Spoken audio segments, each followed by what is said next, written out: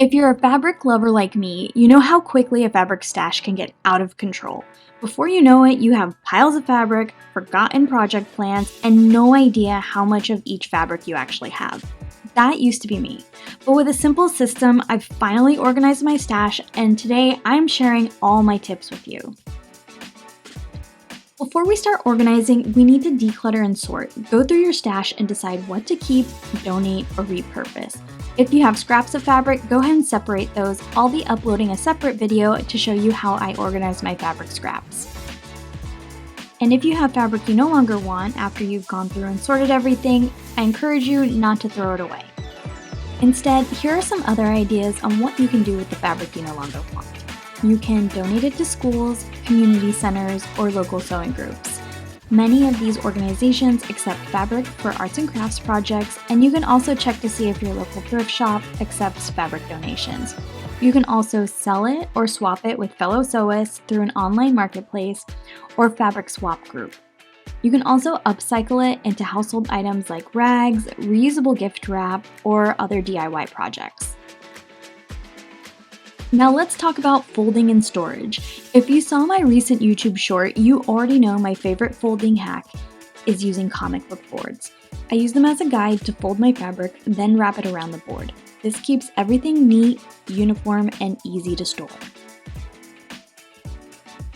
To make organizing even easier, I created these fabric swatch cards that help me track the fabric details. These let me record the fabric type, yardage, width, and whether it's pre-washed, and any notes like the project I originally planned it for. That way, I don't have to unfold everything just to check to see if I have enough fabric for a new project. The link to download these fabric swatch cards will be in the description box below. Just click it and head on over to my blog where you'll find the PDF that you can download and print for yourself. I recommend printing and cutting out the fabric swatch cards before you start folding your fabric so that way you can record the yardage and the width before you have everything folded.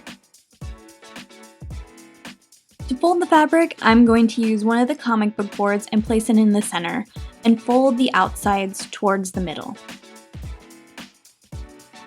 Once I have everything lined up, I'll go ahead and take the comic book boarding out and then place it on top of the fabric and just roll it on up until I get to the end. Make sure before you fold everything up that you've already measured the yardage and the width of the fabric and you wrote it down on your fabric swatch card.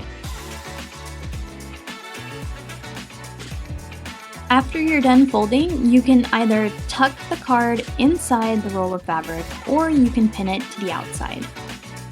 These fabric rolls can easily be stored on a bookshelf or in a spare dresser. And here's the final result. My fabric is neatly stored, labeled, and easy to access. No more guessing, no more wasted fabric, and no more buying duplicates. Thank you so much for watching this video, and if you found it helpful, don't forget to like, subscribe, and hit the notification bell so you don't miss my next sewing and organization tips. Happy sewing, and I'll see you in the next video.